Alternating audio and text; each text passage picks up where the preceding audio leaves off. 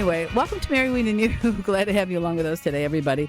Well, who's a giant this morning, huh? Who's a giant? Do you know? I bet Lance knows who's a giant this morning. Huh? I don't know. What? Jackson Dart. That's right. A giant. I see what you're saying. Yes, fooled you. Good stuff. Good stuff. Yes, he's a giant. Well, that's a wonderful thing. Another Ole Miss quarterback that's going to be a giant. You know, we had Eli for that's right, Eli. I forgot about that. A long time ago, Charlie Connerly was a giant. You know, I met him years ago when I worked for WLOX up here and send stories down there. They used to do this program that was an hour long of our people or something like that. Anyway, they assigned me to do a whole thing on Charlie Connolly. Well, I never heard of him before. Like, and so the photographer and I went up went up there and did this, and I had a bunch of stuff to read and all this kind of stuff. And he and his wife, they lived in Clarksdale, couldn't have been more gracious. Just the nicest people in the world. Perry Ann was her name, I remember that, and she's gone now too. But they were delightful. It was just a delightful time, and it was a fun thing for me to do. It wasn't daunting. I think they thought it was going to be daunting because I don't do football. Well, what the heck? Everybody knows football, for heaven's sakes. So anyway, but he was a lovely, lovely man. I appreciate that. One other just news note for you here.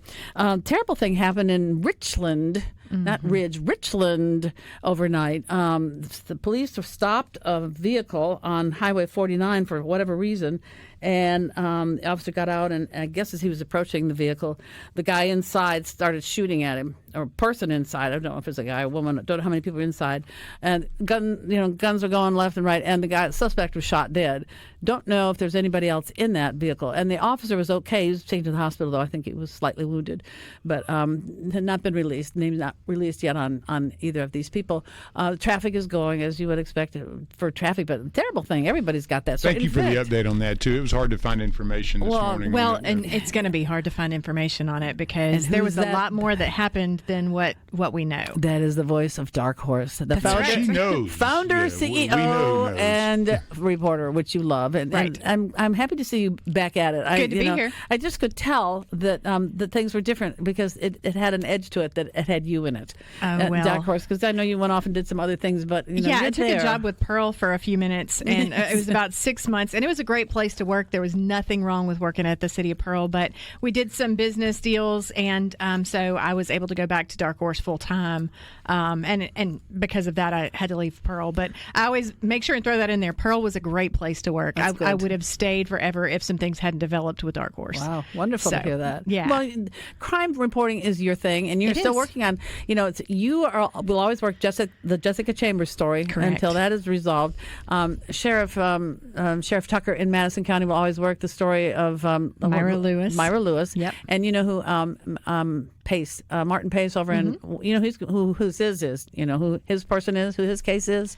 It's Jackie Levitz. Okay, that's right. Was a woman, every now and then Bert would kid around and say, let's go look for Jackie Levitz. But anyway, these things will always remain with people. Absolutely. So I always think of you as clump you in there with those guys because that's the way it is. Well, and I do a podcast about that now. It's called Investigation Homicide, and I bring law enforcement on. You and Barbie Bassett and who else? So I'm on two podcasts. Oh, well. I do one with Barbie Bassett and Tracy Lee from US 96, and we talk about God things. So it's very centered on like the things that we go through that other people do too, but nobody talks about. So like the fact that sometimes, for instance, last week we talked a little bit about how I haven't been to church in forever, and Tracy hadn't either, and just how you struggle with the church and you struggle with God, and it's not about your relationship with God all the time. Sometimes it's about dealing with how you feel about the church as an institution or the people in your church, how everybody has church hurt, things like that. So we talk about things that are a little bit taboo that we deal with, but you're a public figure. Sometimes normal. I'm not saying we're not normal, but we're different. We're in the public eye, so we have to look like we've got it all together all the time, and we don't. Gosh, my life is so not together. So we kind of just decided to make our everyday struggles something that we could share and maybe help others. And it's so funny the feedback that we get because people are like, "Oh my gosh, I'm so glad you talked about this because I don't have any friends I can talk to about this." Wonderful. So that's one of my podcasts. What's that one called? That one is called Y'all Listen Here. Okay. And Barbie came up with that, and we love it. So that's that one, and then we have free. It is free. You can go download it on any of the podcast platforms. Okay. There is a Patreon that we talk about other stuff after that you can pay for if you'd like to give us money. That's the inside scoop. Right, exactly. Yeah, do that. That's where you hear the really good stuff. Investigation Homicide is my podcast that I have with Nicole Crowell that helped me start Darkhorse Press. And sometimes Amanda Johansson, who's a Clinton detective, comes on with us. And Investigation Homicide. And we bring on cops and talk about the case that sticks with them. So we've had Sheriff Mike Lee from Scott County talk about Chandra May. Oh, gosh, we've had yes. Greg Eklund talked about the Pearl High School shooting. Mm-hmm. We had Anthony Fox talk about his murder case, his murder trial. So we've had a bunch of different folks. Yesterday we had Detective Greg Jones, who was at Clinton, and he's the one that did the Napoleon Edwards trial that made such a big splash, the radio/social media guy, back last year sometime was when the last trial was. There were two of them. So so we do a lot of that. It's a lot of fun to sit down and have like an hour-long interview as opposed to, in TV, you interview somebody for 10 minutes, you get 3 sound bites and you're done. Exactly. So, exactly. Wow, that's pretty fascinating stuff. Do you find, speaking of crime and all this kind of stuff, do you find, even though we supposedly have a slightly lower homicide rate in Jackson anyway, the violence is heavier? And Yes. I'm thinking of, for instance, so sad, the deputy who just lost his life. Yeah. Oh, and I've had the sheriff on there talking about it, and just calls to mind. I was sitting there watching him in tears, and he was so strong that night.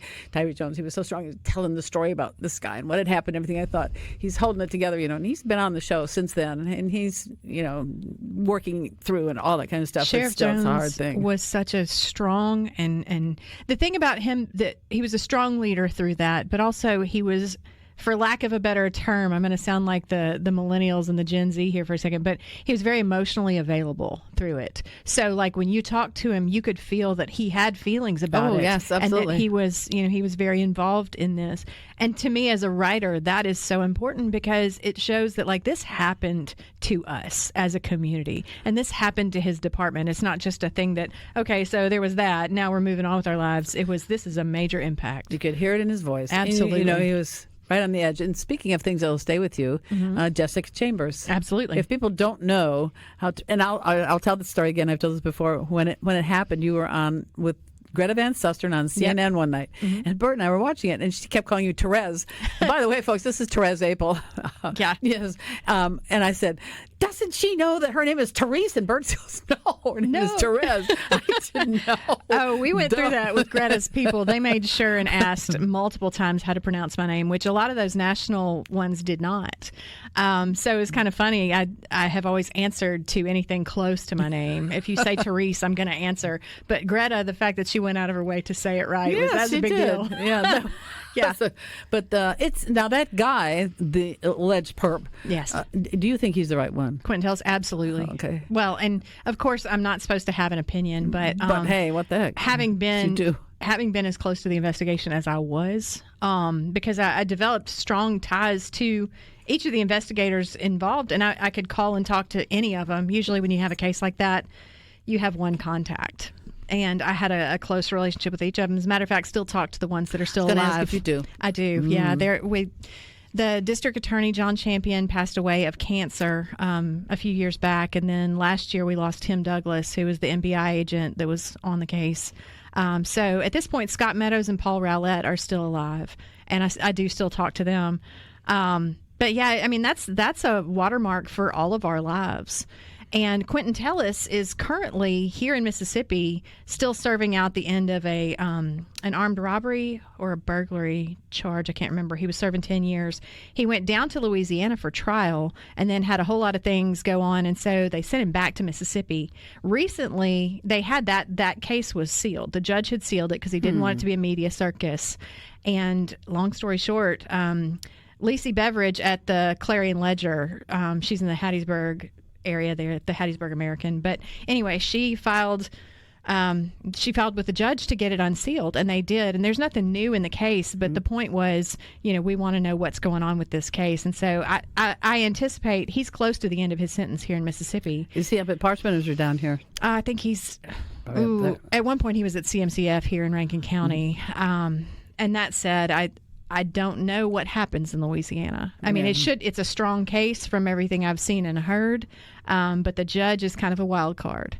So I think they're just waiting to see kind of where this is going. That's a surprise that there's so many wild card judges out there. You know, you think of judges, some, sort of stern, by the book sort of person. They understand the law and all this kind of stuff, but not so much. This judge this judge has made some interesting decisions, for lack of a better term, where like he's overturned murder convictions and that kind of thing. So Tellis's attorneys, it's a smart move, as much as, we may or may not like it. Tellis's attorneys motioned for a bench trial. And so meaning no jury, folks. Yeah, meaning no jury. It means the judge is the ultimate decider. And that's what he's going to get when he comes back to Louisiana. So it's going to be interesting to see how that goes. And honestly, I am only one of a lot of people that would be kind of terrified for my own personal life if he gets out, because I've spent this whole time writing about him. Every time I see him in public, like we stare each other down, because that thing in the movies where the investigator and the perp or the reporter that write, like those guys know who you are when you report on them for any amount of time. They read the papers too. So there's a piece of me. I don't get scared very often, but Tellis is one I don't want to mess with. I can't remember the guy's name. There was this horrible guy. He was one for a bunch of stuff, and this goes back to the 80s, and he kidnapped a woman from Allstate, I guess it was. When Allstate building was on Highway 80, which now belongs to Jackson State. He kidnapped her and took her away and killed her and all this kind of stuff. And for some reason, years went by, in the early 90s, maybe, when I was working for LOX again. He came back. He was brought into Jackson and temporary courthouse downtown in Jackson, and my partner Dwayne Crump and I were covering this, and I sat there. I was kind of close to him, and it was just creepy. I thought, just don't look at me, buddy. I don't. Yeah.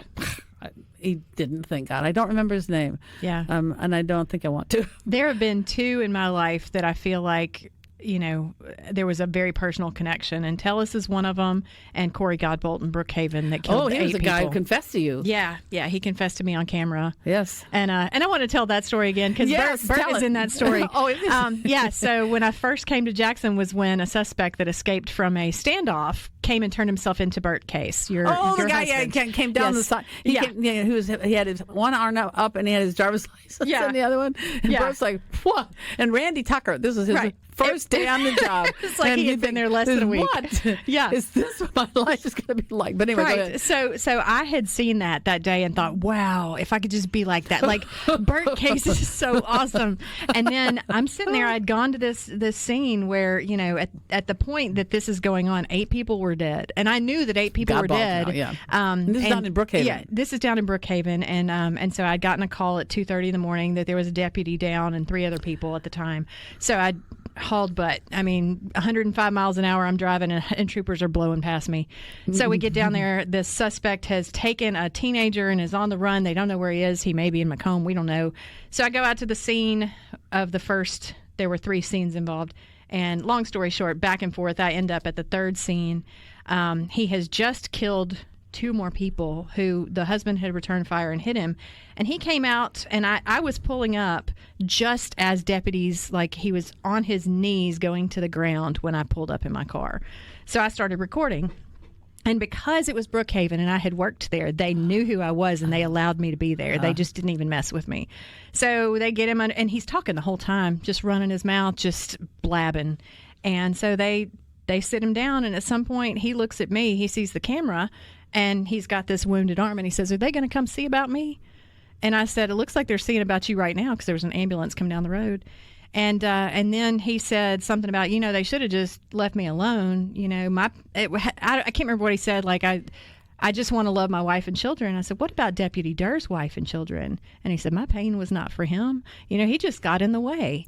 And so that's when he started talking. And long story short, that became a saga, because during the first trial, they had a whole hearing where they tried to discredit me and say I was working for the state and all this kind of stuff. They tried to imply that I was doing untoward things with deputies who might have gotten me to be there for this.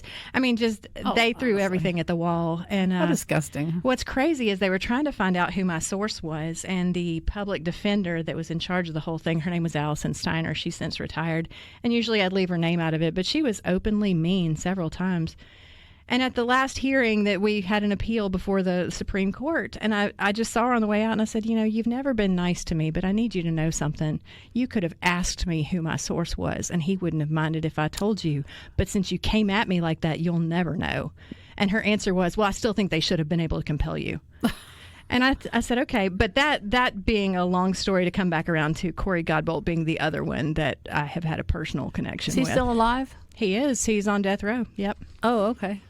I heard, I don't know who told me this, that Luke Woodham is a preacher. Yes. And he doesn't, and if you don't know who Luke Woodham was, he was the Pearl High School shooter back in 1997. Everybody thinks that the high school shooting started in Jonesboro, Arkansas, but hey, we did it first in Pearl. And he killed his mother, and then he went to the school, folks, and shot up the school, killed a girl named Lori Dew. How do I know these names? They get burned in your brain. I guess they do.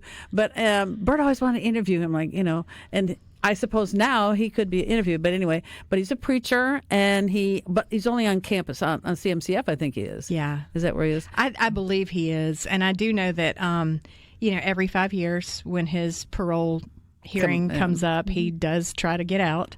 And the first time, I guess the first year that I was actually in journalism in this area, I covered that. And then I had somebody tell me, they're never going to let him out. You don't have to worry about every one of these hearings. And I do understand that. But on my podcast at one point, we had Greg Eklund, who was the lead detective on that case. Well, yeah, I remember that name.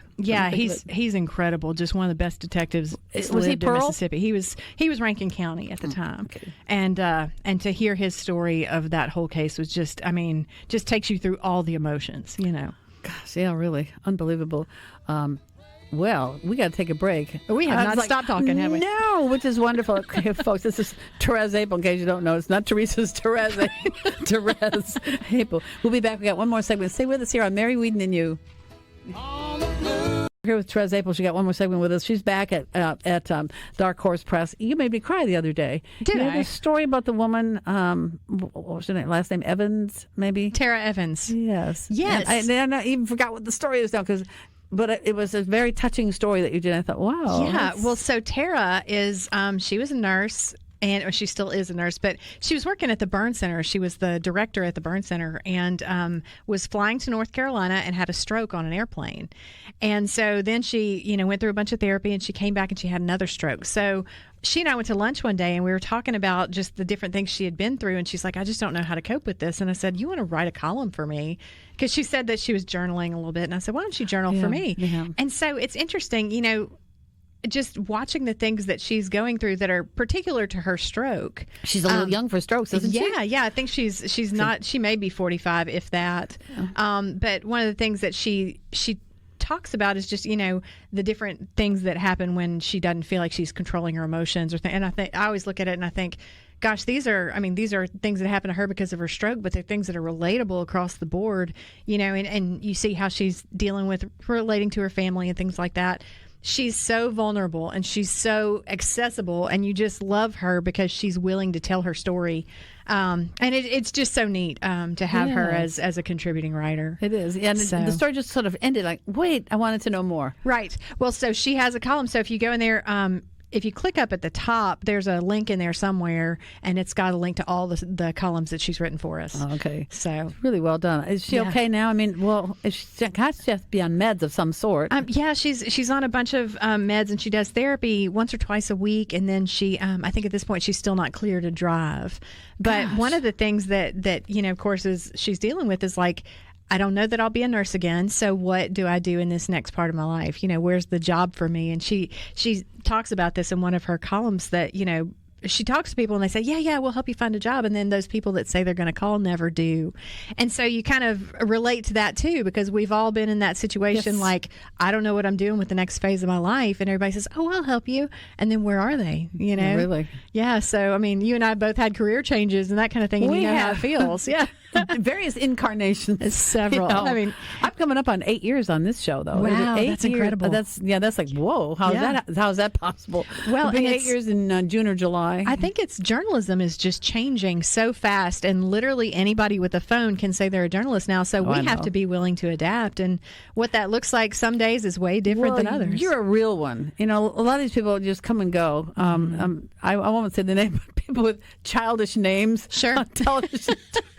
The news is like, grow up, for God's sake. Right. But, and various attempts at it. That's local and national. There's some very good local people. Oh, I will yeah, say that. absolutely. Some very good ones. C.J. Lemaster, I think, is very good. I don't know what your feelings are, but I think he's a great does a good investigative job. reporter. Yeah, he is. He does a lot of good stuff. I appreciate that. By the way, I wanted to ask you, then I want to ask you about God, because you write a lot about God. But I want to ask you about dogs, Yes. which is God's.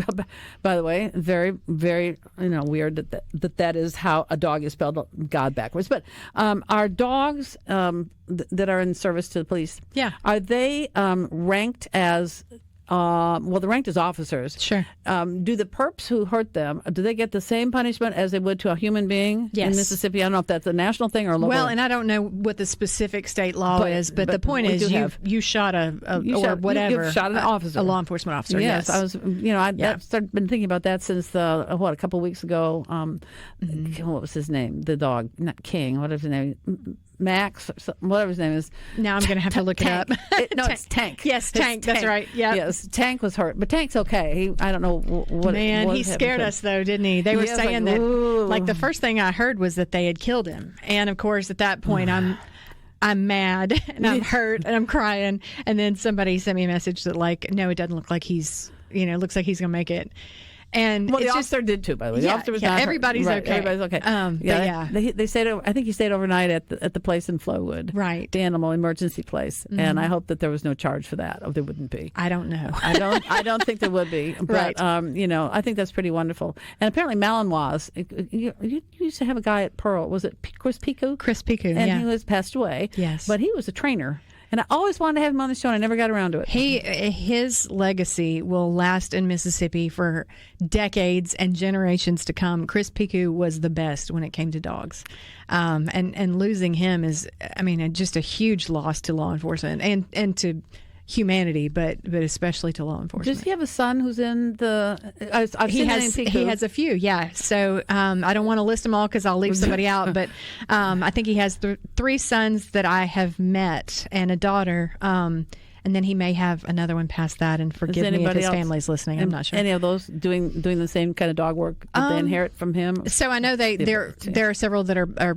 I think there's only one that's not law enforcement, and of course his daughter Hannah is not law enforcement. But I believe they all have had a thing. If they don't now, I'm just not familiar. They're not trainers like Daddy was. I don't know. You have often written, and I thought I maybe have seen on Darkhorse, but I want to say Instagram, where I've seen where you write an awful lot about the Lord. Yes, you're very close. Yes, well, and I used to have a devotional that I wrote daily, and then I started having to get up for work at 3 a.m. and that changed. But yeah, so I have a lake that is outside my house, and I used to just go sit out there and I would just pray, and sometimes I'd post pictures. And then it was like one day I posted a picture and I put a verse with it, and then the next day I put a verse and I journaled a little bit about it, and then I started a whole Bible study that was through the New Testament in a year, and I would write about it every day. And it's amazing the things that God will show you. Just if you take, I would take my favorite verse out of whatever chapter I read that day, and I would just talk about what it meant to me, what I thought Jesus was doing. And I think sometimes you can see Jesus better if you stop and you think about him as a human being. So when he says this, what did he mean? Not as the God that we read in this printed paper right here, which is a very important thing, but also, he's sitting there, he's talking to this group of people. What did he mean? What was he going through? What were they going through? Like, give it context. And sometimes God shows you so much more that you can actually apply to your life. And so to me, that's my favorite thing about doing that. But also, if you watch The Chosen, which is the TV series about Jesus, I love it because it fills in their personalities. And a lot of people argue over whether that's okay or not. I feel like context, it doesn't hurt, because it reminds you that these people were all individually human as well. I'm always mystified, and I think about the apostles, and I think, these guys' minds had to be totally blown. Like, who is this guy? They don't have TV, and they don't have internet. They don't have anything to reflect on unless they read the Old Testament, which tells you everything. But most people probably didn't equate that in those days either. I don't know, they didn't have the ability, the writing, and all that kind of stuff, and they just had to wonder. And they're pretty amazing. Like, what? Yeah. Can you imagine having a front seat to all this? Well, and one thing that I love is, so they put out The Chosen in movie theaters, and then it comes out streaming later on. So the season 5 just came out, and when Jesus trashed the temple, it's the first time that I've ever thought about what were the disciples thinking, because it's showing their faces and they're like, oh no. And they're looking at each other like, what's he doing? And they're you see him kind of like, do we stop him? Do we go get, what do you do? And, we read the Bible and we just assume here's Jesus flipping tables and everybody's like, go Jesus. But you have to stop and think, like, these guys have been with him for this whole journey. This is somebody they love. It's their friend. And we all know how we act when our friend starts acting like something we haven't seen before. And so on the one hand, with all this retrospect and hindsight, we know what Jesus was doing. In that moment, they may not have. Right. And so when you talk about faith, this is the God that I gave up everything to serve. I'm walking through life with this man who says he's God, and I believe him. And now what's he doing in the church? So to me, that series is so fascinating because it gives you a perspective you may not have thought about. I always think of him as, in recent years anyway, as my brother, because God the Father is our Father, right? So, when you're a kid and all, so you grow up, they're all way up there someplace, and you're just a little thing down here. But then you learn it's not quite that way. Yeah. And they're with us, and think, well, if God the Father is our Father, then Jesus would be our brother. We don't, he's not our uncle or anything. He's our brother, and man, what a brother to have. What's so cool is I just got a devotional book the other day, praying through for 52 weeks the names of God. So all the different names that are used for him in the Bible. And my favorite one so far is, in Hebrew, it's pronounced El Roi, and it means the God who sees me. And it's only used once in the Bible, and it's when Hagar is off in the desert after she's had Abraham's baby, and Sarah throws her out, they exile her. And she's having this conversation with God, and she calls him El Roi, the God that sees me. And I just think about all the things in our lives, the times that you feel alone, the times that you feel like nobody understands you, or like, I don't even know where I'm going next, God, but he does. And so that's my favorite one so far, is just to, to know that it's not just about wonderful counselor, conquering whatever. It is also, he knows where you are right now. We had a Bible study throughout the church one Lent a few years ago, and it was Rick Warren's What Am I on Earth For? It was the second book, and the one thing I remember, he talks about God the Father this, God the Father that, and he talks about the thing that I picked up on that was he's a father like any other father, and you know what? He likes to watch us when we sleep, like any father does. I thought, wow, right, that's fascinating. The coolest dad moment I think in the Bible, although not cool, but when you think about the power of it, we read when Jesus is crucified and it says, we've all said God turned his back. That's like something that the Christian church says, God turned his back. And we see that as like he forsook him.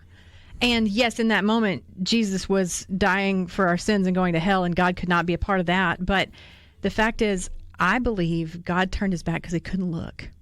Because that was his only son. Ooh. Yeah, I know. It chokes me up. But so when you think about, again, you can't call it humanity. You can call it humanity with Jesus, but you think about the part of God that built us to be who we are and feel how we do and that kind of thing.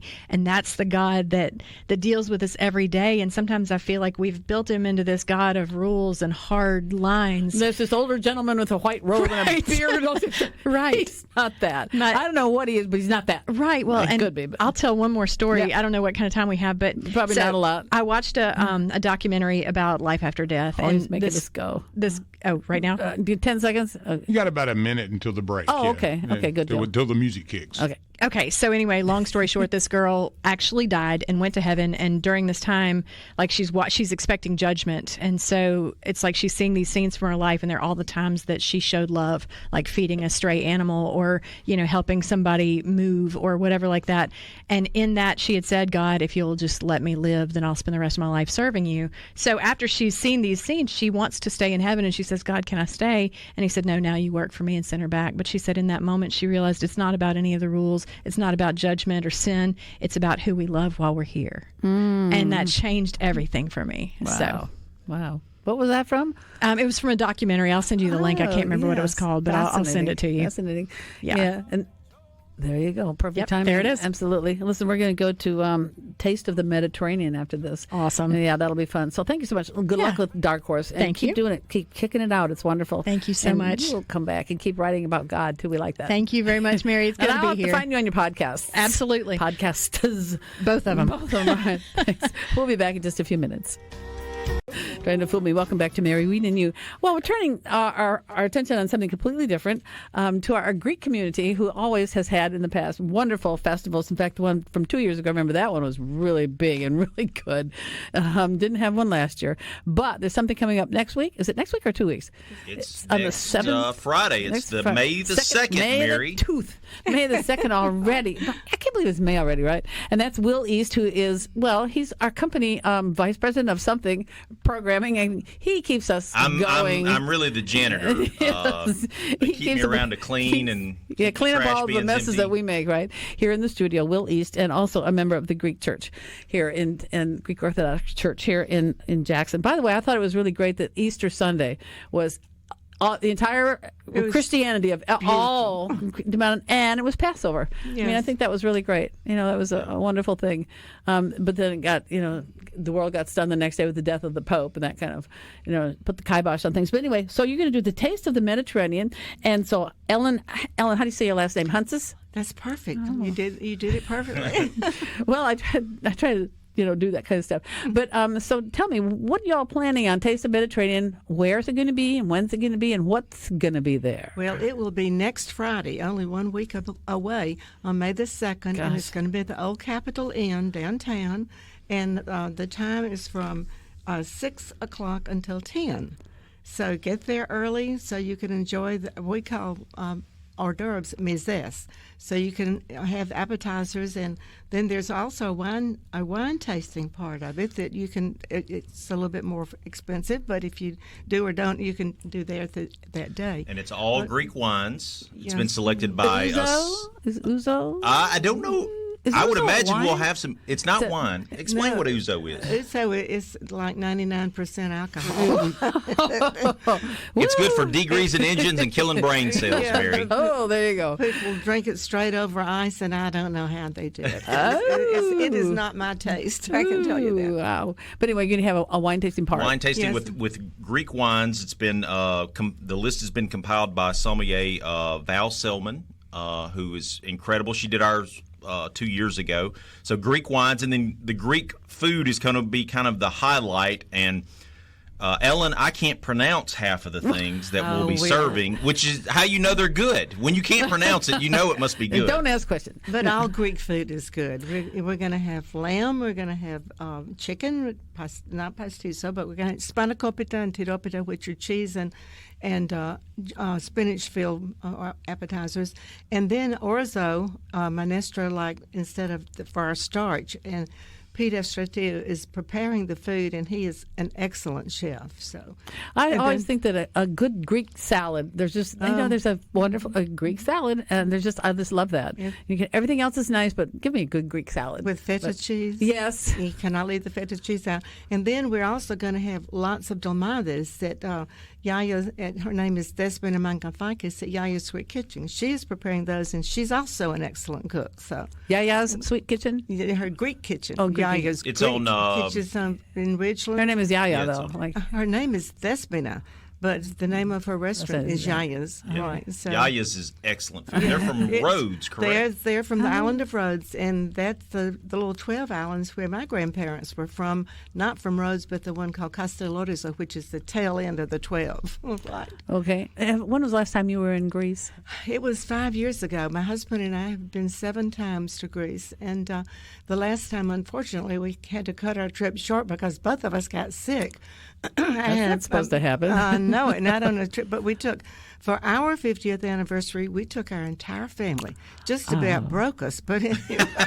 But what a way to go. Yeah, but what a way to go. It was fun. Wonderful memories, good pictures that I would not give anything for that chance. Where in Greece where did this take place? We went to, first we landed in Athens, and we did go to Rhodes. We went to, I can't even think of the name of the island right this second that would happen.